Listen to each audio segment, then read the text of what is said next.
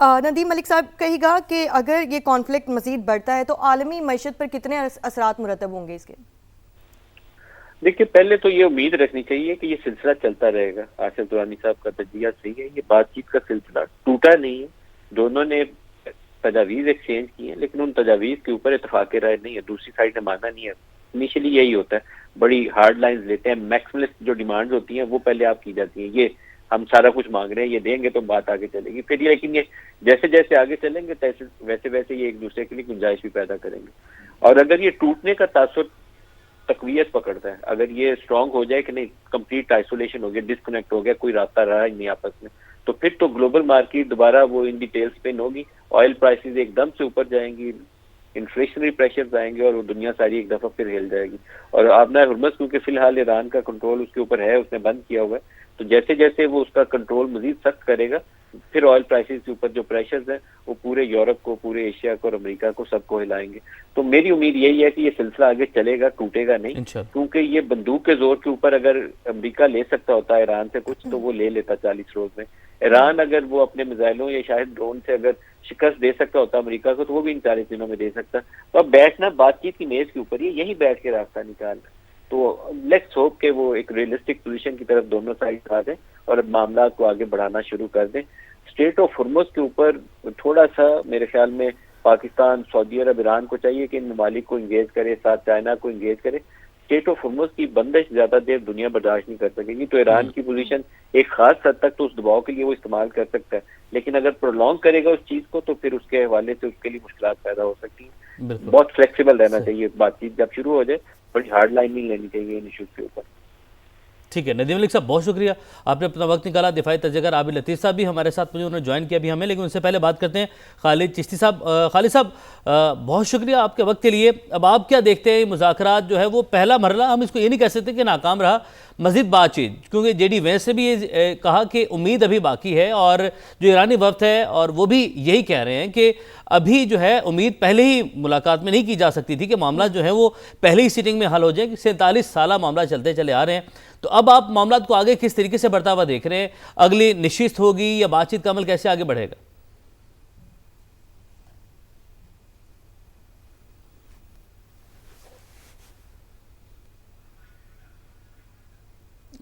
خالد صاحب غالباً میوٹ ہے آپ کا مائک, اپنے مائک کو پلیز چیک کیجئے گا.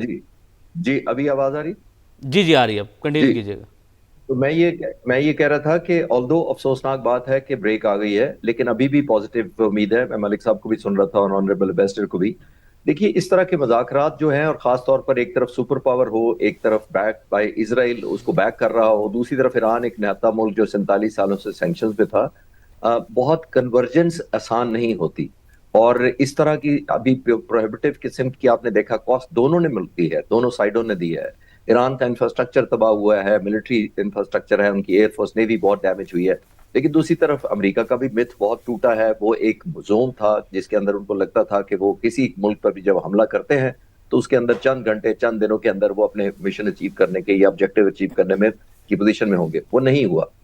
آن ٹاپ آف دیٹ دیکھیے ایران کو ایک نیو فاؤنڈ کانفیڈنس ملا ہے, ایک morale ملا ہے ان کو کہ ہم سروائیو کر سکتے ہیں, ایک لیتھیلٹی ملی ہے کہ ہم نقصان پہنچا سکتے ہیں سپر پاور کے یا ان کے انڈائریکٹلی جو ساتھی تھے ان کو نقصان پہنچا سکتے ہیں. سب سے زیادہ ایران کو یہ کانفیڈنس ملا ہے جو 47 سالوں میں تھریٹنگ تو ہو سکتی تھی, اسٹیٹ آف ہرمز بند نہیں کیا انہوں نے. جب انہوں نے بند کیا ہے تو ان کو اپنی ایفیکٹونیس پتہ لگی ہے کہ ہم تو بہت ایفیکٹولی انفورس کر سکتے ہیں, نمبر 1.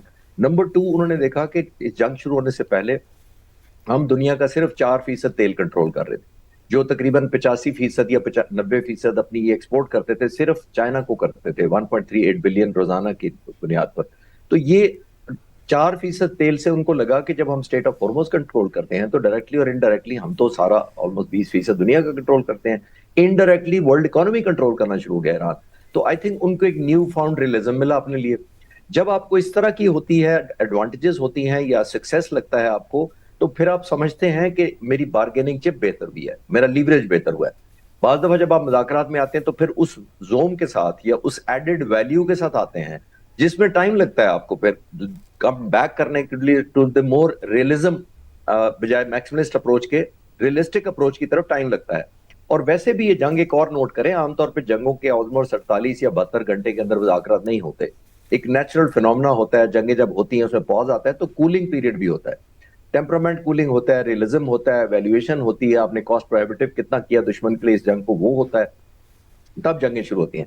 ابھی یہ جو ڈاکومنٹس ایکسچینج ہوئے ہیں, پاسبلٹی یہ ہے, اور اچھی خوش آئند بات اس کے اندر یہ ہے کہ مذاکرات نہ تو کال آف ہوئے ہیں, نہ ناکام ڈکلیئر ہوئے ہیں, نہ سب سے امپورٹنٹ بات ہے کہ امریکی وائس پریزیڈنٹ نے اور ایران نے کوئی ایسی دھمکی دوبارہ نہیں دی کہ ہم واپس جنگ میں جا رہے ہیں, ہم یہ کر دیں گے, ہم اب سبق سکھا دیں گے.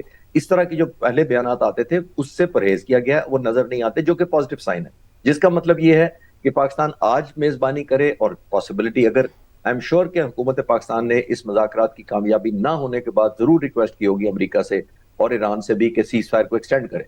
تو اگر ایکسٹینشن ہو جاتی ہے تو راؤنڈ 2 بھی ہو سکتا ہے, تو ابھی امید نہیں چھوڑنی چاہیے, لیکن نیو ریئلزم, جیسے میں نے کہا کولنگ پیریڈ ہوتا ہے, اس کا ریئلزم کی طرف آتے آتے ملکوں کو ٹائم لگ جاتا ہے. بالکل امید نہیں چھوڑنی چاہیے. اسلام آباد مذاکرات اہم مرحلے میں داخل ہو چکے ہیں. کوموڈور ریٹائرڈ خالد چشتی صاحب آپ ہمارے ساتھ ہی موجود رہیے گا. دفاعی تجزیہ کار عابد لطیف صاحب بھی ہمارے ساتھ موجود ہیں. سر بہت شکریہ آپ کے وقت کا. کہیے گا کل سے اب تک جو کچھ ہوا, امریکہ ایران مذاکرات کسی نتیجہ ختم نہیں ہوئے. امریکہ نے ایسا لگ رہا تھا کہ وہ سب کچھ مانگا جو جنگ کے دوران وہ حاصل نہ کر سکے. امریکہ کے حد سے زیادہ مطالبات بھی ہمیں دیکھنے میں آئے. تو آپ اس ساری صورتحال کو کس طرح سے دیکھتے ہیں, کیا کامنٹ کرنا چاہیں گے؟ جی دیکھیں, جو سب سے خوش آئند بات یہ ہے کہ ٹھیک ہے مذاکرات میں بریک تھرو نہیں ہوا, لیکن بریک ڈاؤن بھی نہیں ہوا.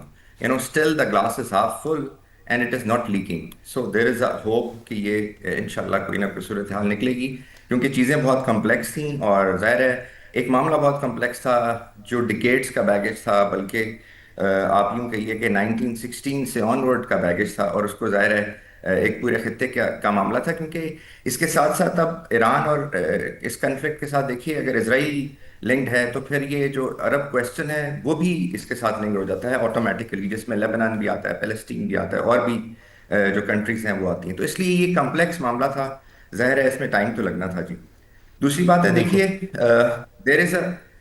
میں سمجھتا ہوں there is a shifting of goal post from American side.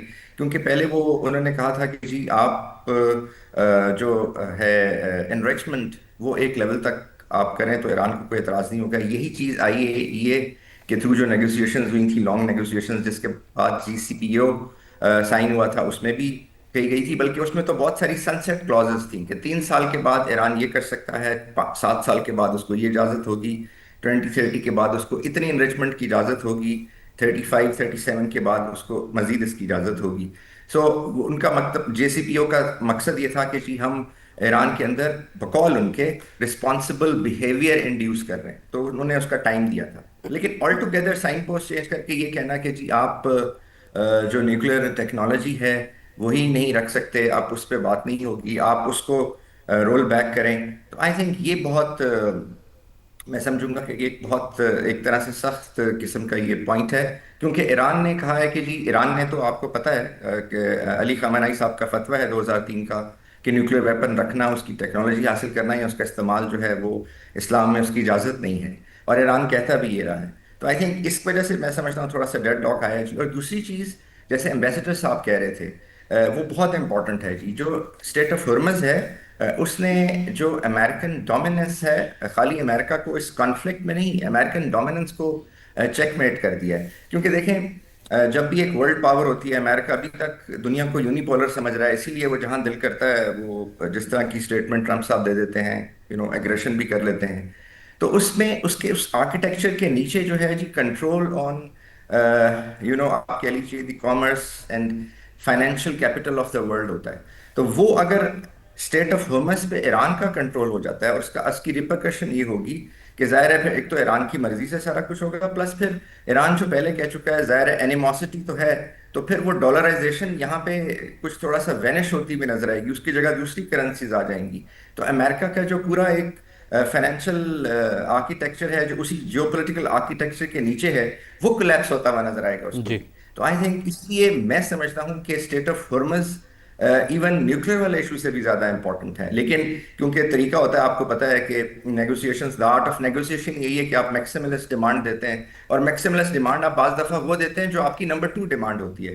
جو نمبر 1 ہوتی ہے آپ اس کو نمبر 2 یا نمبر 3 پہ رکھتے ہیں, تاکہ آپ اس کو ان اے وے تھوڑا سا کنسیل اپنے جو ایموشنز ہیں وہ آپ کنسیل کر سکیں. سو یہ جی اس لیے آئی تھنک ایک بہت ہی کمپلیکیٹڈ ایشو ہے. لیکن پتہ جی نہیں کیوں بینگ ویری آپٹمسٹک مجھے تو یہ لگتا ہے کہ شاید جے ڈی وینس صاحب جاتے جاتے وہ that bridge which is not too far وہاں سے واپس آ جائیں اور یہ دوبارہ مذاکرات شروع ہو جائیں. لیکن نیور دا صحیح. لیس ان کی ٹیم سے طرح ان کی بہت ایکسٹینسو ٹیمز تھیں. آپ کو پتا ہے کہ 70+ لوگ ایرانین ٹیم میں تھے اور 100+ امریکن ٹیم میں تھے other than the security details. تو وہ those are still here. Pakistan کی mediation is still there. The sincerity, the hospitality and hope and praise of Pakistani mediators, ہمارے پرائم منسٹر صاحب, ہمارے سی ڈی ایف صاحب, that is still there. So that positive energy is still in that hall, in that بالکل ایسے ہی. Venue. تو مجھے امید ہے کہ جی صحیح. کچھ بہتر ہوگا. ٹھیک ہے عابد صاحب ساتھ رہی گا. آصف صاحب آپ کی جانب بڑھتے ہیں اور آپ نے گفتگو سنی عابد صاحب کی بھی. خالد چشتی صاحب نے کہا کولنگ کے عمل کے لیے تھوڑا سا وقت درکار ہوتا ہے, تو یہ بالکل اہم بات ہے کہ کولنگ کے عمل میں ابھی تھوڑا سا ایک پروسیجر سے گزریں گے تو ہی وہاں تک پہنچیں گے. اور یہ بھی کہے گا کہ آبنۂ ہرمز, اب دنیا کی جو لڑائی چل رہی ہے وہ ہتھیار ایک سے بڑھ کر ایک مہلک ہتھیار بنانے کی لڑائی ہے, تو کیا آپ یہ مانیں گے کہ امریکہ نے نہ چاہتے ہوئے بھی ایک بہت بڑا ہتھیار آبنۂ ہرمز کی شکل میں ایران کو دے دیا ہے؟ یہ خود سے آ گیا ہے یہ, کیونکہ جو جغرافی تھی وہ ایران کے فیور میں تھی. بالکل. تو وہاں کے اندر جغرافی کا بہت بڑا رول ہوتا ہے اور ایران کو وہ اس کا فائدہ ملا جو کہ نہ اسرائیل کو حاصل ہے اور نہ امریکہ کو حاصل ہے, اور بلکہ یہ آئندہ کے لیے بھی یہ امریکہ اور اسرائیل کے لیے ایک مسئلہ بنا رہے گا. تو لہٰذا بہتر یہی ہے کہ ان ایشوز کو مذاکرات کے ذریعے حل کیا جائے. اس میں گیو اینڈ ٹیک کافی ہیں. مثلا ایران کو بھی اب یہ کرنا پڑے گا کہ جو پراکسیز وہ کھیلتے آئے ہیں وہ میرے خیال میں اب انہوں نے دیکھ لیا ہوگا, ان کو خاصا نقصان ہوا ہے عراق کے اندر, سیریا کے اندر, پھر حماس اور حزب اللہ جو ہے ان کو بھی بہت نقصان ہوا ہے اور اب بھی ہو رہا ہے صدرن لبنان میں. تو یہ ایران کو ذرا احساس کرنا ہوگا کہ کتنا جانی نقصان جو ہے وہ اور ہونا چاہیے. اور دوسرا یہ ہے کہ امریکہ کو یہ احساس کرنا ہوگا کہ وہ کب تک اسرائیل کو سپورٹ کرتے رہیں گے, اس کی غلط پالیسیوں کو اور اس کے جو جینوسائیڈل جو اس کی ٹیکٹکس اس نے اپلائی کیے ہیں وہ کب تک اس کا ساتھ دیں گے. اور پھر اس سے بڑھ کر یہ ہے کہ امریکہ کی کریڈیبلٹی جو ہے اس کو بڑا نقصان پہنچا ہے, دھچکا پہنچا ہے. یہ بھی اب ان کو کرنا پڑا. لیکن چونکہ اب یہ پریزیڈنٹ ٹرمپ کا جو وینائل انتھوزیازم ہے اس کی وجہ سے اب کچھ حتمی طور پہ کوئی بھی دنیا نہیں کہہ سکتی. اس وقت باقی دنیا میں بھی جو ہے پریزیڈنٹ ٹرمپ کو سپورٹ نہیں ہے. پریزیڈنٹ ٹرمپ کو سپورٹ نہ ہونے کا مطلب یہ پورا امریکہ جو ہے وہ اس کو دھچکا لگے گا, اس کی پالیسیز کو, اس کی جو امیج ہے ایز اے سپر پاور اس کو لگے گا. اس میں پھر ڈر یہ ہو جاتا ہے کہ کہیں یہ کوئی ایسا قدم نہ اٹھا لیں جو پھر آئندہ رہتی نسلوں کے لیے نقصان دہ ثابت ہو. تو یہ نازک صورتحال اب بھی ہے, لیکن امید یہ ہے کہ جہاں تک ایران امریکہ کے مذاکرات کی بات ہے وہ ختم نہیں ہوئے ہیں, وہ چلیں گے. اور اس میں میرے خیال میں ابھی اور لیگ ورک چاہیے ہوگا جس میں دونوں سائڈز کو وہ دوبارہ سے دیکھنا ہوگا کہ وہ کس جگہ پہ وہ کنسیشن دے سکتے ہیں. اور گنجائش بہت ہے, کیونکہ اگر آپ former foreign minister Javad Zarif کا جو آرٹیکل انہوں نے 3 اپریل کو فارن افیئرز میں لکھا تھا اس میں انہوں نے وہ 10-11 جو کنڈیشنز ہیں وہ انہوں نے واضح طور پہ بیان کی ہیں. اور میرے خیال میں وہ انہوں نے ایک طرح سے ایک ایران کا جو وہ ہے اسلوب مذاکرات کے سلسلے میں وہ بھی انہوں نے واضح کیا ہے. اور مجھے یقین ہے کہ انہوں نے جب یہ آرٹیکل لکھا ہوگا تو ان کو اپنے حکومت اپنے سسٹم کی طرف سے بھی اجازت ہوگی, تو اسے ضرور جو ہے ذہن میں رکھنا چاہیے. اور اس میں یہ جو نیوکلیر ایشو کی بات جے ڈی وانس کر رہے ہیں وہ تو جواد ظریف بڑے کلیئرلی کہہ چکے ہیں کہ ہم جو ہے وہ اس پہ مناپلی بھی نہیں چاہتے. ہم تو جو البتہ آپ کو ہمارا رائٹ جو ہے to have access to nuclear technology for peaceful purposes وہ دینا پڑے گا. اور پھر امریکہ جو ہے, اور پھر یہ اس وقت اسرائیل کے امریکہ کے پاس کوئی اسٹرانگ کارڈ نہیں ہے. وہ ان سے یہ سوال کرے کہ اسرائیل جو ہے وہ انڈکلیئرڈ نیوکلیر ویپن اسٹیٹ ہے, اس کے بارے میں وہ خاموش کیوں ہیں. تو یہ دے کی ناٹ چیری پک. اور پھر یہ کہ بہت یعنی پچھلے 4 ڈیکیڈ سے UN जनरल असेंबली में रेजोल्यूशन है on declaring middle east as ji nuclear weapon free zone, ji Israel उसको जो है वो रिजेक्ट करता है। तो ये इसमें अभी बहुत से वो हैं जिसमें अमेरिका जो है उनको वो पावर जरूर हैं, लेकिन जब टेबल की बात आएगी, टेबल टॉक होगा, तो वहां फिर अमेरिका के पास स्ट्रांग आर्गुमेंट नहीं होगा। जी।